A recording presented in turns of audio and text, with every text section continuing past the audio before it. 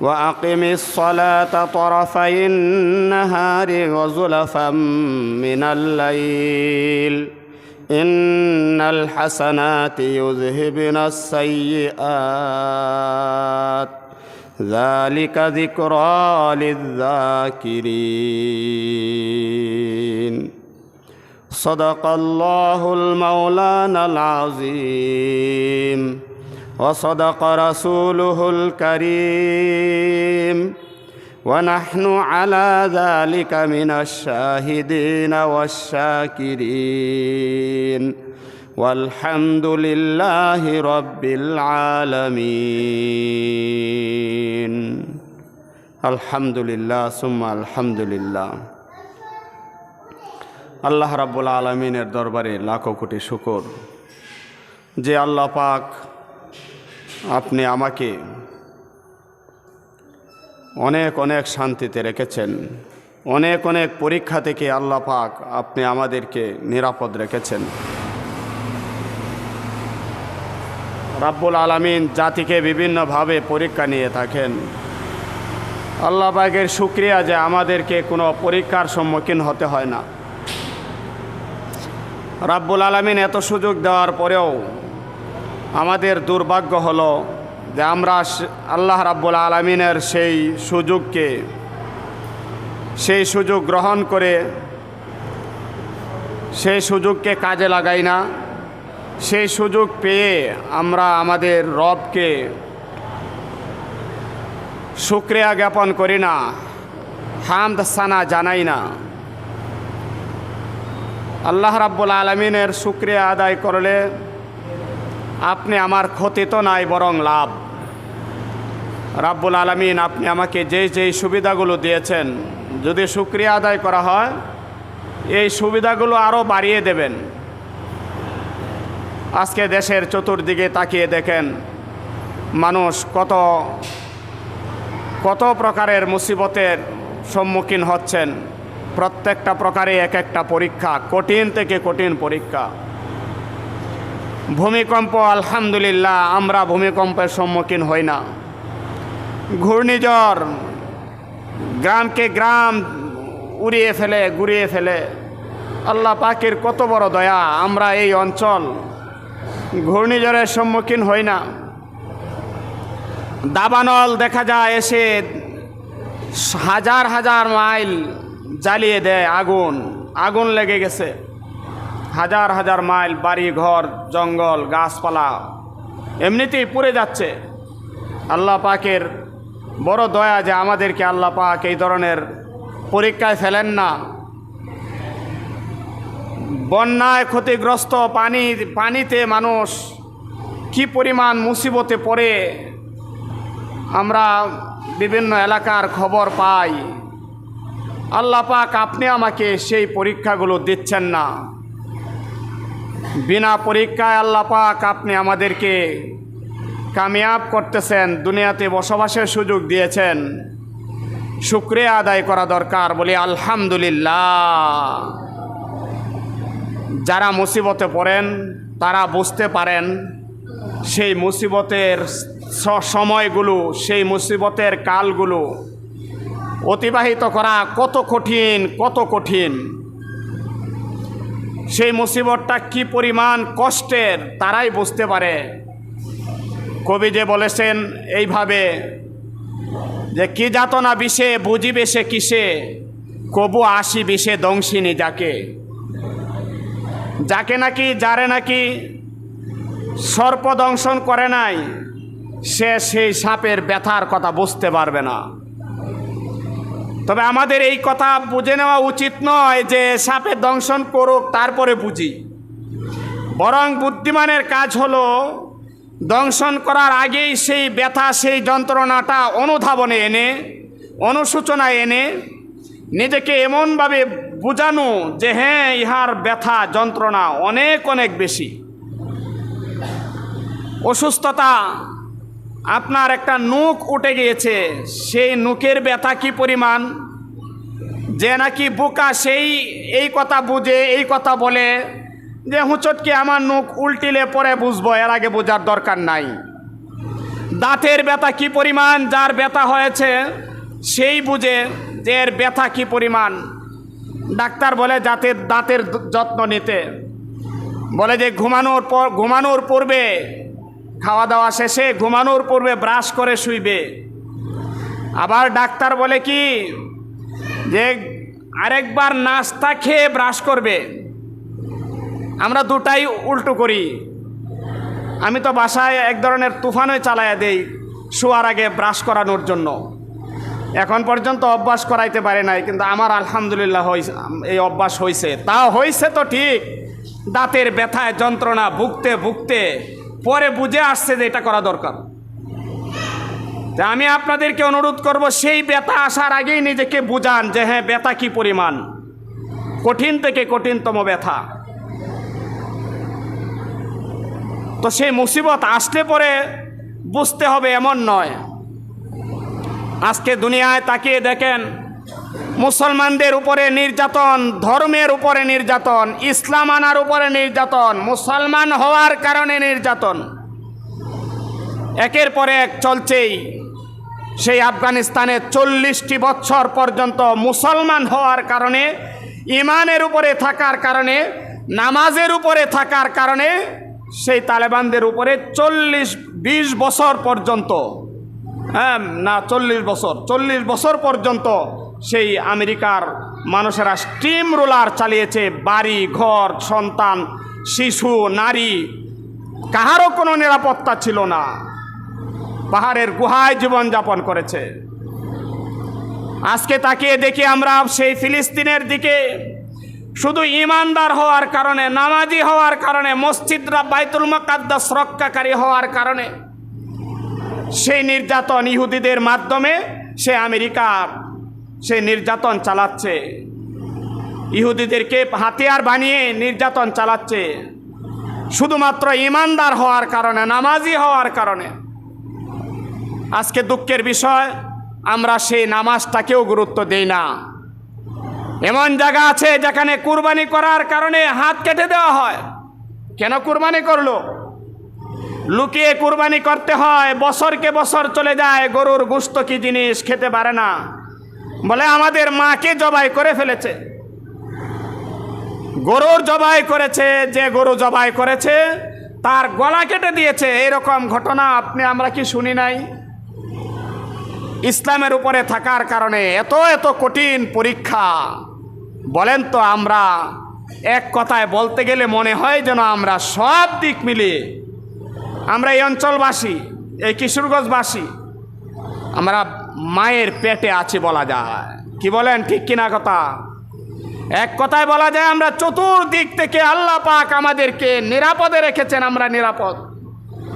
শুকরিয়া আদায় করি আলহামদুলিল্লাহ। আমাদের মাঝেও পেঁচ লাগানোর জন্য অনেক গ্রুপ কাজ করে। সেই ধর্ম নিয়ে পেঁচ লাগানোর জন্য অনেক ভাই কাজ করছে, আজকে থেকে না, অনেক আগে থেকে। আল্লাহ পাকের বড় দয়া, বড় মেহেরবানি। আমি একটা রিসার্চ করে দেখেছি, যেই সমস্ত বড় বড় শহরগুলোতে আল্লাহওয়ালাদের উপস্থিতি ছিল, তাদের সেই বরকতে সেই শহরগুলোকে আল্লাহ পাক নিরাপদ রাখতেছেন সকল মুসিবত থেকে। শুকরিয়া আদায় করি আলহামদুলিল্লাহ। আমাদের কিশোরগঞ্জেও আল্লামা আথার আলী রহমাতুল্লাহ আলাই একজন জিন্দা পীর ছিলেন, ওলি ছিলেন। আপনি আমার এই পাশে এই তারাকান্দির পীর আব্দুল হালিম হুসাইনি সাহেব জিন্দা পীর ছিলেন, আল্লাহর ওলি ছিলেন। এরকম অনেক আছেন এই কিশোরগঞ্জে, আল্লাহওয়ালাদের উপস্থিতি ছিল। আমরা এখন টের পাচ্ছি না। তাদের বরকতে আমাদেরকে আল্লাহ পাক সকল মুসিবত থেকে, এমনকি ধর্মীয় মুসিবত থেকেও আমাদেরকে হেফাজত রেখেছেন। বলেন না আলহামদুলিল্লাহ। আলোচনা চলতেছিল বিগত বেশ কয়েক সপ্তাহ যাবৎ তাহারাতের উপরে, নামাজের উপরে। তাহারাতের আলোচনা মোটামুটি একটা পর্যায়ে গিয়েছিলাম, পবিত্রতা অর্জনের একটা পর্যায়ে চলে গিয়েছিলাম। সেই পবিত্রতা অর্জনের বিষয়বস্তুগুলো যদি পিছনের বিষয়টা একটু আলোকপাত করি, তাহলে এক কথায় বলা যায়, আপনি আমাকে দুই ধরনের পবিত্রতা অর্জন করে রাখতে হয়। এক ধরনের পবিত্রতা হলো যে নিজেকে নাপাকি থেকে বাঁচিয়ে রাখা, আরেক ধরনের পবিত্রতা হলো নিজেকে নাপাকি থেকে বাঁচিয়ে রাখার পরে আপনি আমাকে ওযুর সাথে রাখা। নাপাকি থেকে বাঁচিয়ে রাখার বিষয়ে আলোচনা হয়েছিল এইভাবে, মনে করেন আপনি আমার প্রস্রাব পায়খানার ছিটাফোঁটা থেকে নিজেকে বাঁচিয়ে রাখা, নিজের গাকে শরীরকে ফরজ গোসল থেকে নিজেকে পবিত্র করে রাখা, এর জন্য সময় ক্ষেপণ না করা। প্রস্রাবের ছিটাফোঁটার বেলায় হাদিস উল্লেখ করেছিলাম, রাসূল পাক সাল্লাল্লাহু আলাইহি ওয়াসাল্লামের ওই হাদিস, কবরের পাশ দিয়ে যাইতেছিলেন, হিনা মাররা আলা কবরাইন, দুটি কবরের পাশ দিয়ে প্রাণের নবী সাল্লাল্লাহু আলাইহি সাল্লাম যেতেছিলেন এবং সেই কবরের পাশে গিয়ে বলতেছিলেন, ইন্নাহুমা লা ইউযাবান, এই কবরবাসী দ্বয়কে কঠিন থেকে কঠিন শাস্তি দেওয়া হচ্ছে, এবং তাও বলেছিলেন এই শাস্তিগুলো বড় ধরনের কোনো অপরাধের কারণে নয়। ওমা ইউযাবানে বিকাবিরিন, বড় ধরনের কোনো অপরাধের কারণে নয়, ছোটোখাটো গুনাহ। সেই গুনার মধ্যে একটা গুনাহ ছিল লা ইয়াস্তানজিহু মিনাল বাউল আনিল বাউল, প্রস্রাবের ছিটাফোঁটা থেকে বাঁচত না। আমি বলেছিলাম আমার যুবক ভাইদেরকে, আপনি আমার সেই ভাইদেরকে, মুসলমান সেই ভাইদেরকে যারা নাকি যুবক নয়, এর পরেও অবস্থা এরকম হয়েছে, অভ্যাসে পরিণত হয়েছে, প্রস্রাব করে ডিলাকুলব গ্রহণ করে না। এই প্রস্রাবের ছিটাফোঁটার কারণে আপনি আমার কবরে কঠিন থেকে কঠিন আযাব দেওয়া হচ্ছিল, এরকম রাসূল পাক সাল্লাল্লাহু আলাইহি সাল্লাম থেকে বর্ণনা আমরা পেয়েছিলাম। বলেছিলাম নিজেকে নাপাকি থেকে বাঁচিয়ে রাখার পরেও দুইটা পবিত্রতা অর্জন করতে হয়। একটা হলো বড় ধরনের পবিত্রতা, নিজের শরীরকে ফরজ গোসল থেকে পবিত্র করতে সময় ক্ষেপণ না করা, দীর্ঘ সময় অতিবাহিত না করা। ইহাও বলেছিলাম পূর্বেকার জমানায় এমন মানুষ ছিল, এই সাধারণ মানুষগুলো আজকে থেকে মনে করেন 50 বছর পূর্বের সেই মা বোনদের কথা, সেই ভাইদের কথা, মুসলিম ভাইদের কথা, তাদের দিনের জ্ঞান খুব একটা ছিল না, কিন্তু দিনদারিও তাদের মধ্যে অনেক বেশি ছিল।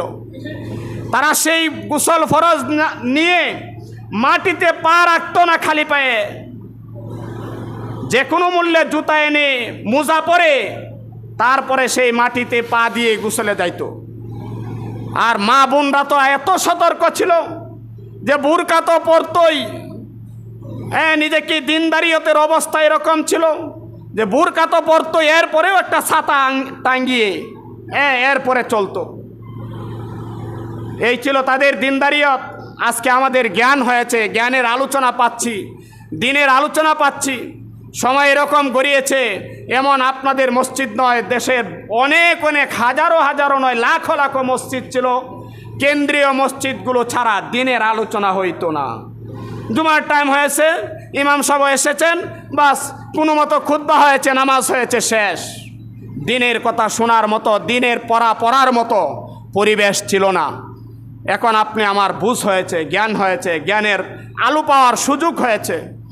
এরপরেও যদি আমি দিনদারিয়ত থেকে দূরে সরে থাকি, তাহলে আল্লাহ পাকের কাছে জবাব দেওয়ার কোনো সুযোগ আপনি আমার নাই। সেই পবিত্রতার আলোচনার মাঝে আপনি আমার সেই বন্যায় দুর্গত ভাইদের জন্য আপনাদের কাছে আলোচনা হয়েছে, মাঝে আরেক পরিস্থিতি সামনে আসার কারণে ওইটার আলোচনা হয়েছে। আজকে আবার সেই পূর্বের আলোচনায় আজকে থেকে আবার চলে যাওয়ার ইচ্ছা করেছি। পবিত্রতা অর্জন করার পরে আপনি আমার উপরে ধর্মীয় বিভিন্ন কাজের মধ্যে সবচাইতে গুরুত্বপূর্ণ কাজ হলো নামাজ।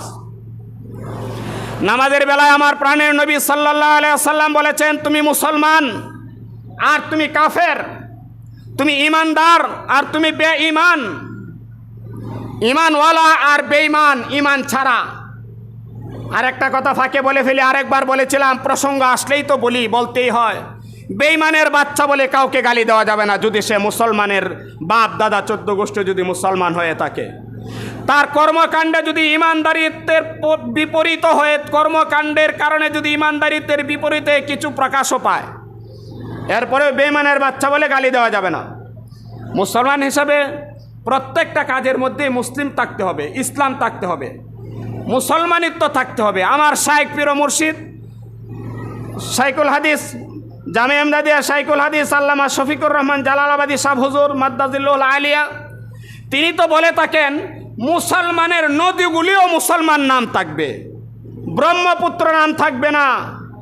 বলেন যে তিনি মুসলমানের বাড়িঘরের গ্রামগুলিও মুসলমান থাকবে, রামপুর গ্রাম থাকতে পারবে না, ঈশ্বরগঞ্জ নাম থাকতে পারবে না, এটা মুসলমানদের নাম নয়। মুসলমান তো সব কিছু মুসলমান থাকবে। আর আমি তো মুসলমান, বাপ দাদা 14 গোষ্ঠী মুসলমান, আমি তো মুসলমান অবশ্যই থাকব। কাউকে বেঈমান বলে গালি দেওয়া যাবে না, প্রত্যেকটা কাজ আমার ইসলামের ভিতরে থাকতে হবে। সেই প্রেক্ষিতে আপনি আমার প্রাণের নবী সাল্লাল্লাহু আলাইহি সাল্লাম বলেন, তুমি একজন মুসলমান আর তুমি একজন কাফের, তুমি একজন ঈমানদার আর তুমি একজন বেঈমান, তোমার মাঝে পার্থক্য থাকবে।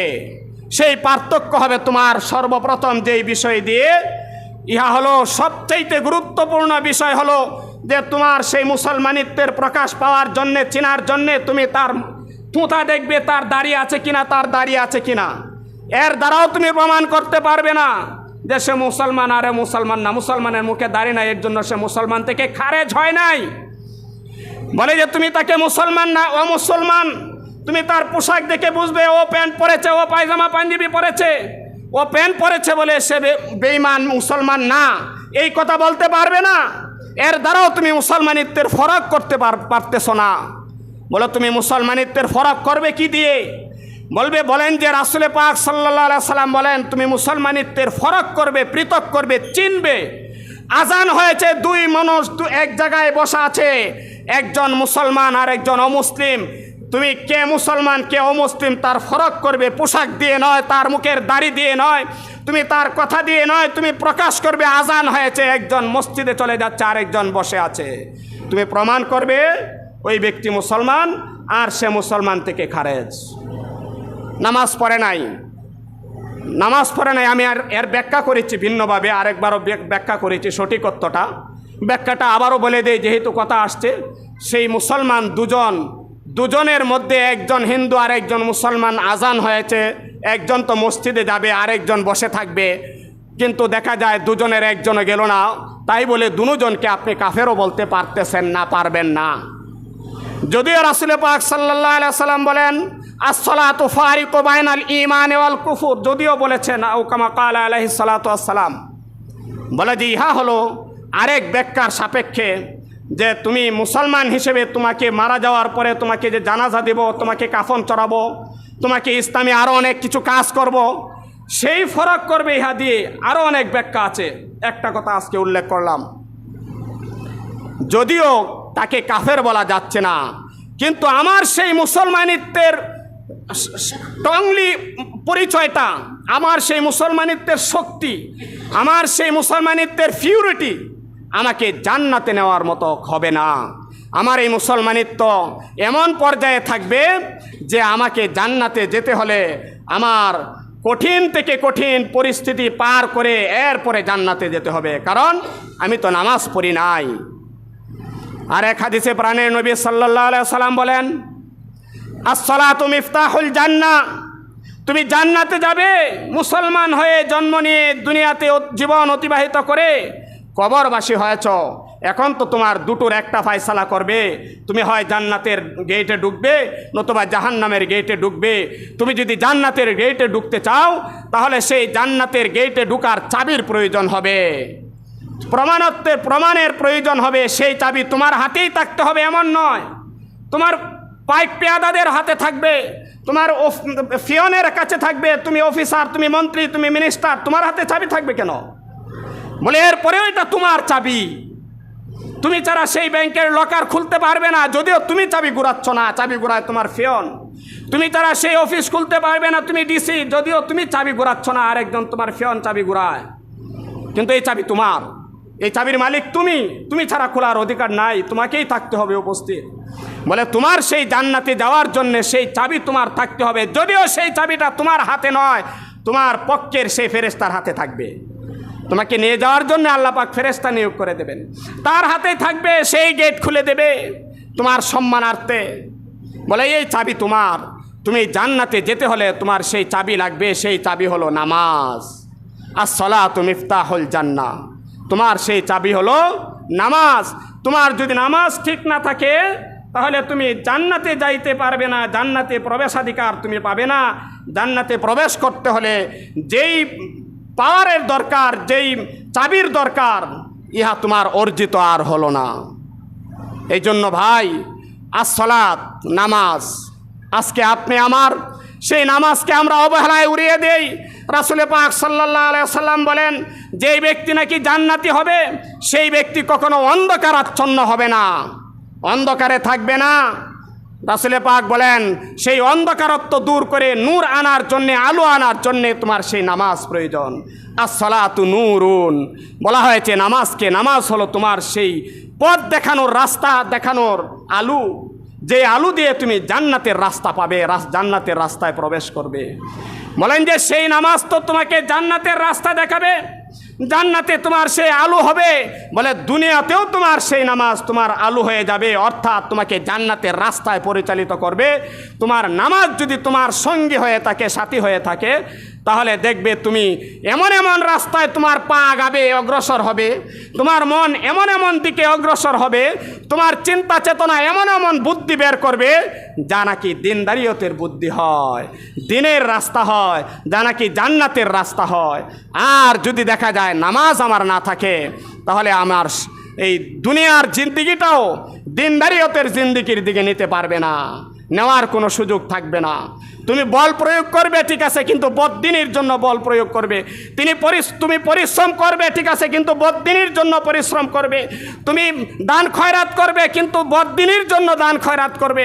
কারণ তোমার সেই দিনের পথে চালানোর জন্য যে নূরের প্রয়োজন, যে আলোর প্রয়োজন, সেই আলোটা তুমি অর্জন করো নাই, উপার্জন করো নাই, তোমার সঙ্গী বানাও নাই, নামাজকে তোমার সাথী করো নাই। আস-সালাতু নূরুন। আজকে দুঃখের বিষয় হলো, আমরা দুনিয়াতে তো আছি মুসলমান হিসাবে ঠিক আছে, বাবা মুসলমান, দাদা মুসলমান, এই গ্রামে লক্ষ লক্ষ মানুষ থাকার পরেও দেখা যায় মসজিদে কাতারের পর কাতার খালি থাকে।